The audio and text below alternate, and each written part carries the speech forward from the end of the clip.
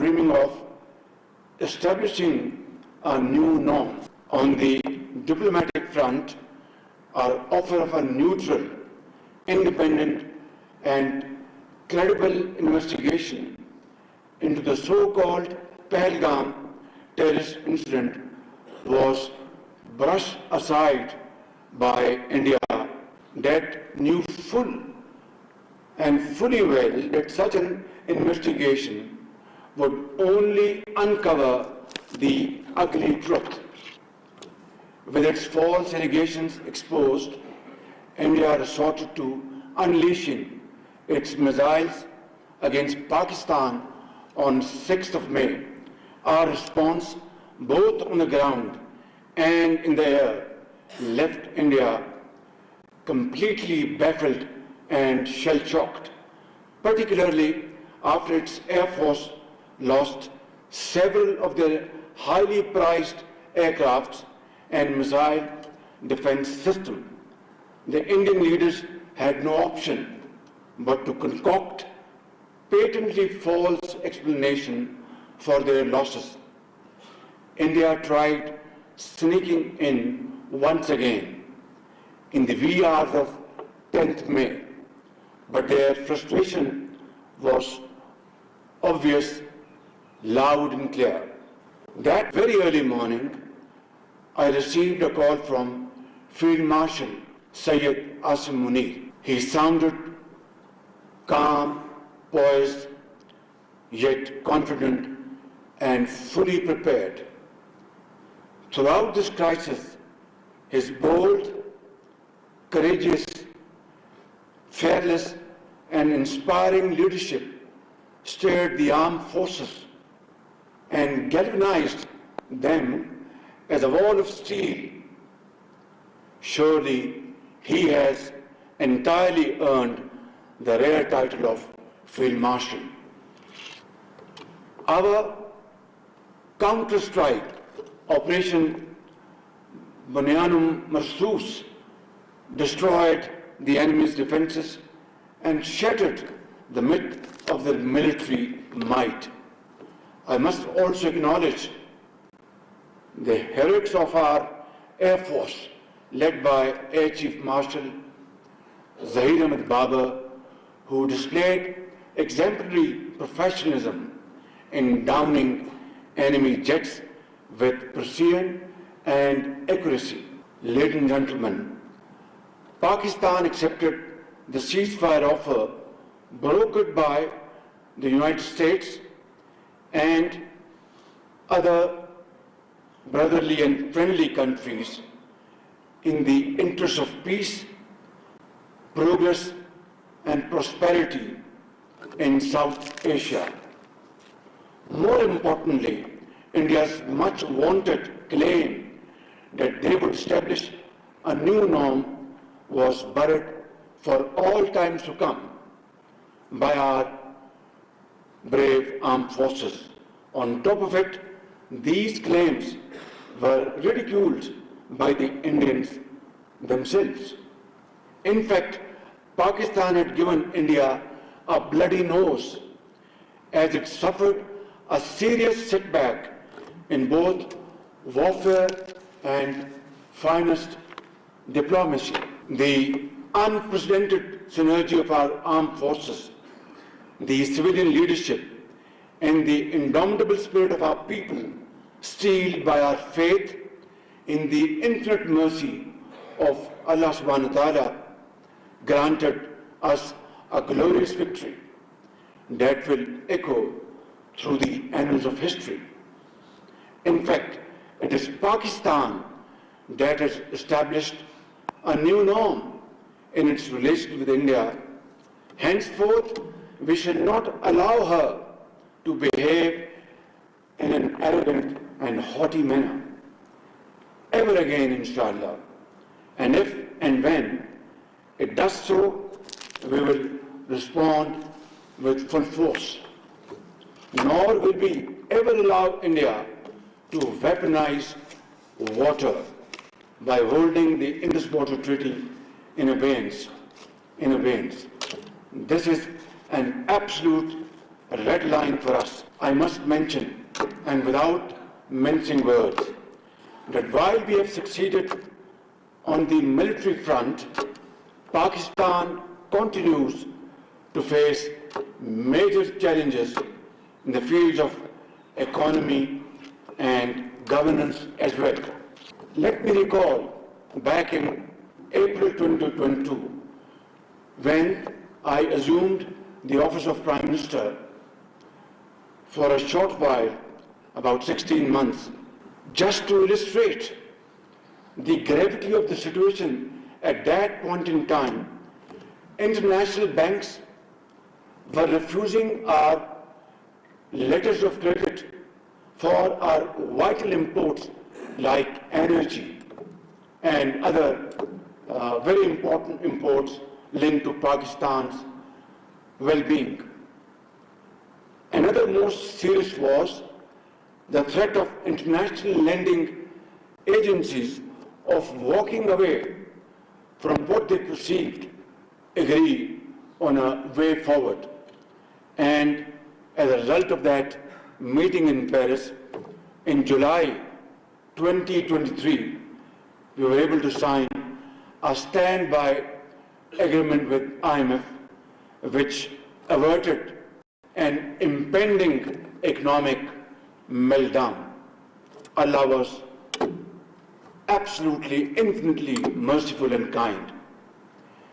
Then again, assuming office now in March 2024, we lost no time to introduce major reforms, coupled with cast iron guarantees to the lending agencies that we would not shy away from undertaking difficult, tough, but very relevant, deep-rooted structural changes in our system and our administrative organization. And we undertook those very difficult decisions, and through that we were able to calm those fears of our lending partners. Today, alhamdulillah, we are witnessing the fruits of those sacrifices made by the common man of Pakistan. Inflation has plummeted from 38% to 0.3%.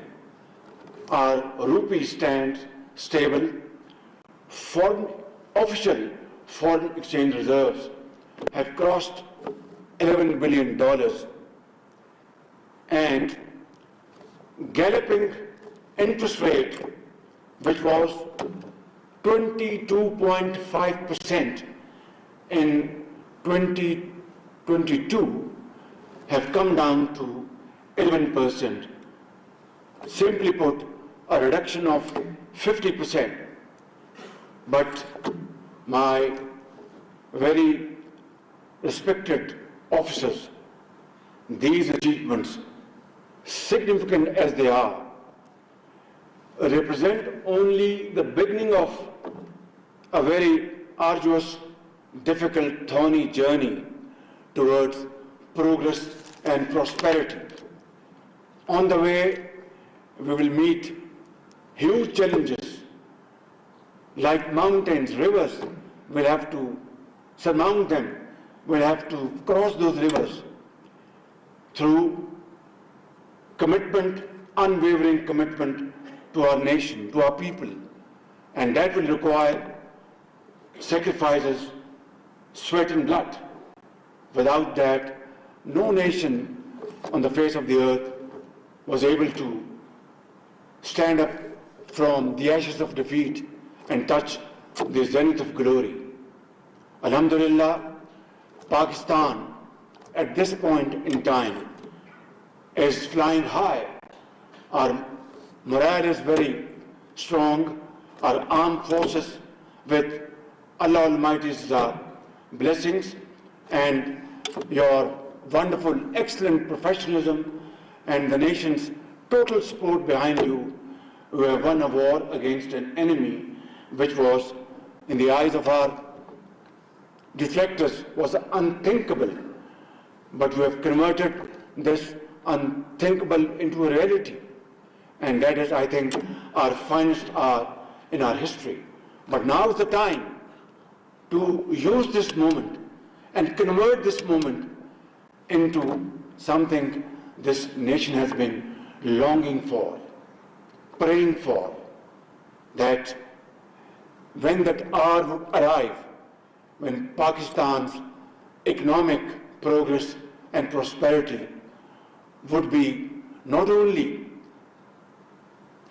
witnessed by them, enjoyed by them, but the world at large would stand up and respect Pakistan's grit and its hard work and its infinite efforts to achieve a point for which this country was carved out under the leadership of Quaid-e-Azam Muhammad Ali Jinnah, and sacrifices of millions of people who crossed rivers of blood on the way. They lost everything in terms of human lives and properties, in this ardent hope that we will reach our destination, Islamic Republic of Pakistan, carved out of India with these great sacrifices, and they will enjoy a life according to their hard work, merit in the society. 77 years down the line, my very honorable professional soldiers, that dream has yet to be realized. But as they say, it is never too late. This is the moment has arrived.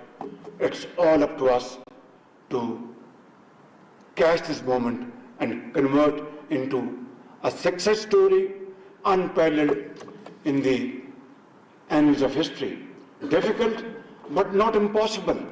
I can guarantee you, by the grace of God, it only requires, we have everything in this country.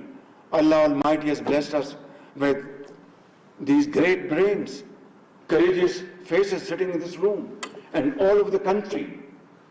Great talent, engineers, doctors, scientists, land, very fertile land, and natural resources. What we lack is the will to do.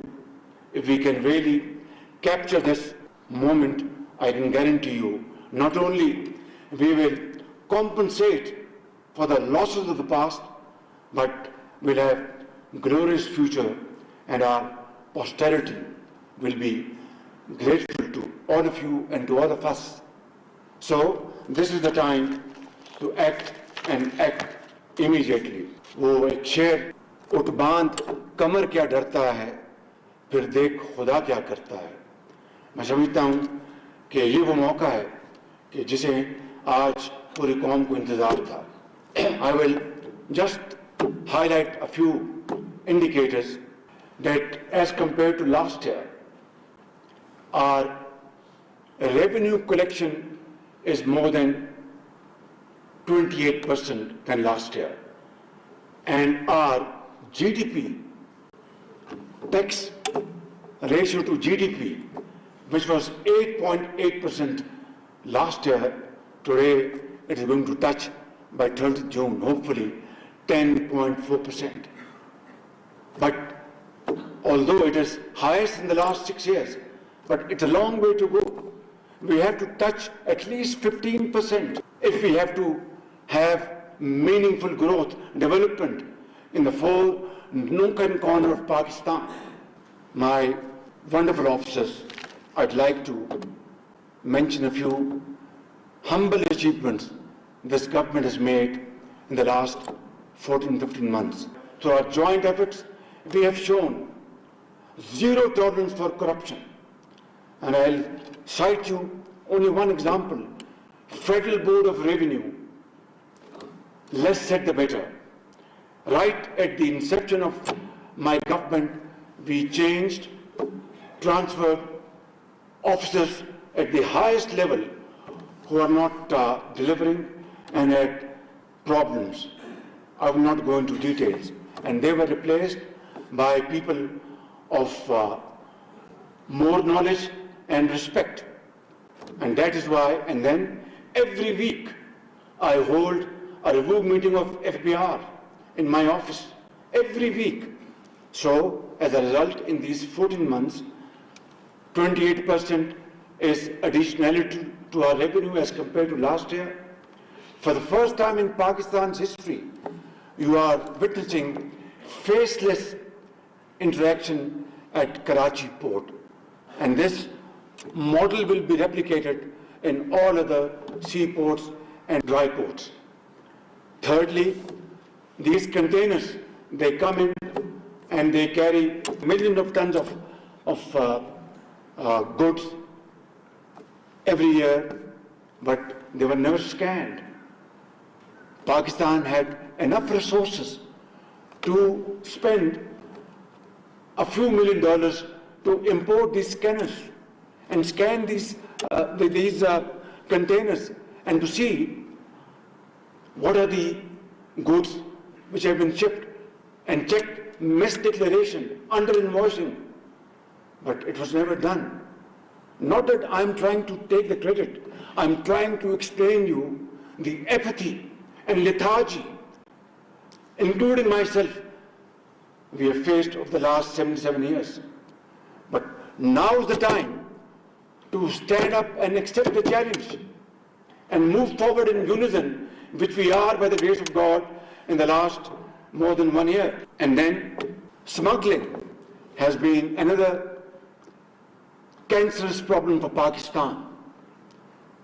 And it was said that this is one area that can never be plugged. I can assure you, my very honorable officers, that alhamdulillah, in the last 1 year, there is significant reduction in smuggling. And again, I would say the credit goes to, in this particular case, mostly to Field Marshal Sayyid Asim Munir. To Afghanistan, we used to have smuggled sugar. I'm giving you one example of billions of rupees. This year, we have exported to Afghanistan sugar worth $211 million. Otherwise, this amount of sugar would have been, under normal circumstances, smuggled to Afghanistan, and not a dime would have been recovered and put in the exchequer. This is one shining example which can be replicated in every walk of life, every sphere of life.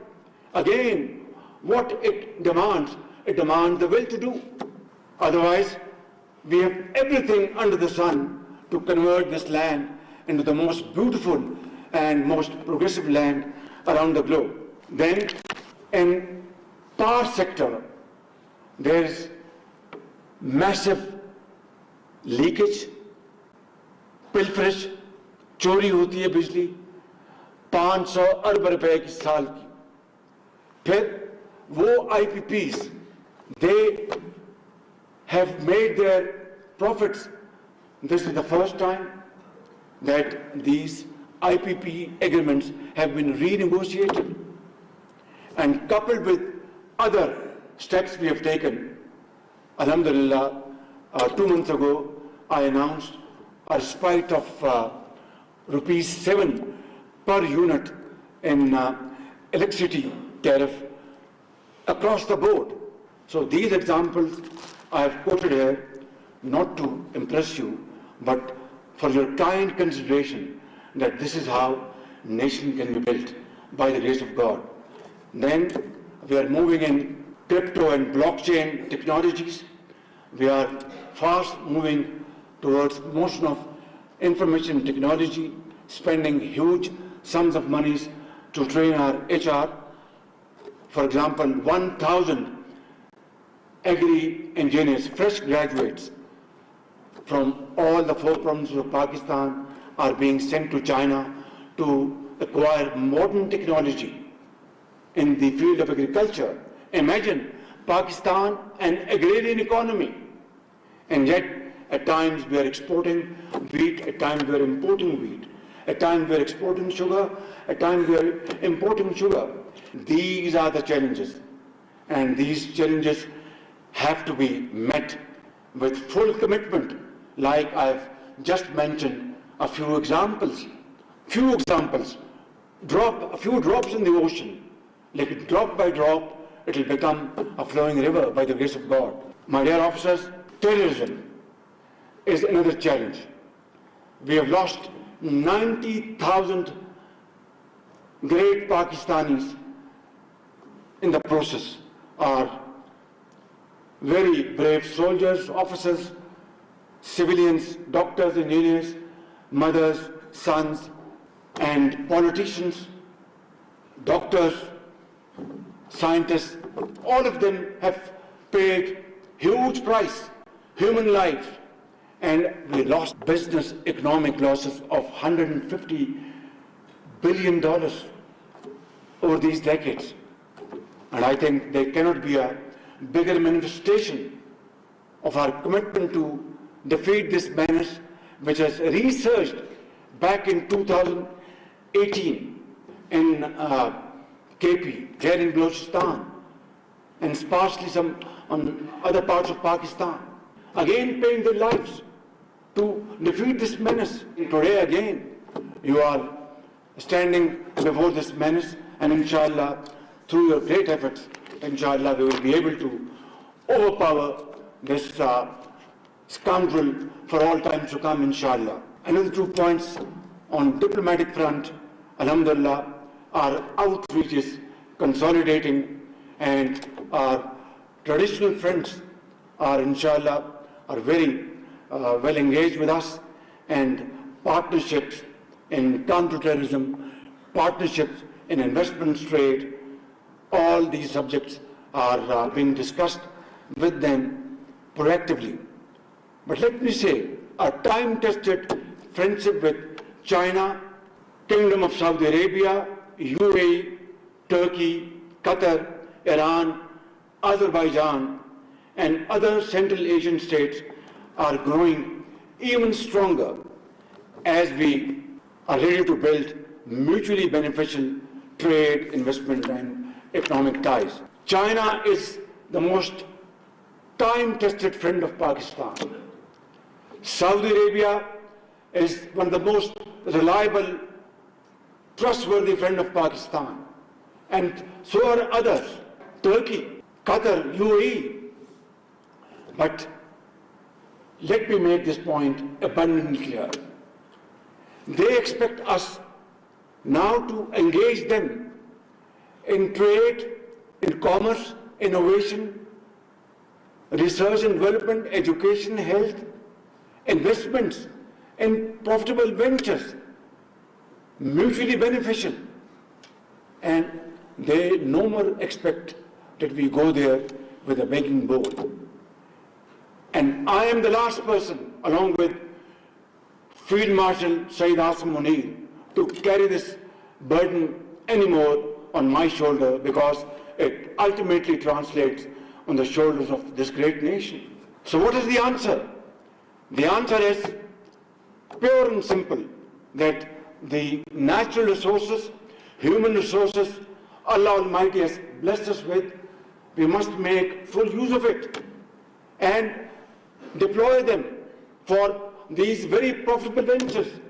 And if we are able to defeat terrorism, if we are able to put the nation together, which is united like never before, and if we are absolutely clear in our vision that we have to promote export-led growth, we must not promote those idling units in Pakistan who are not making profits but having a rental business out of huge walls of imported tariff to give them protection.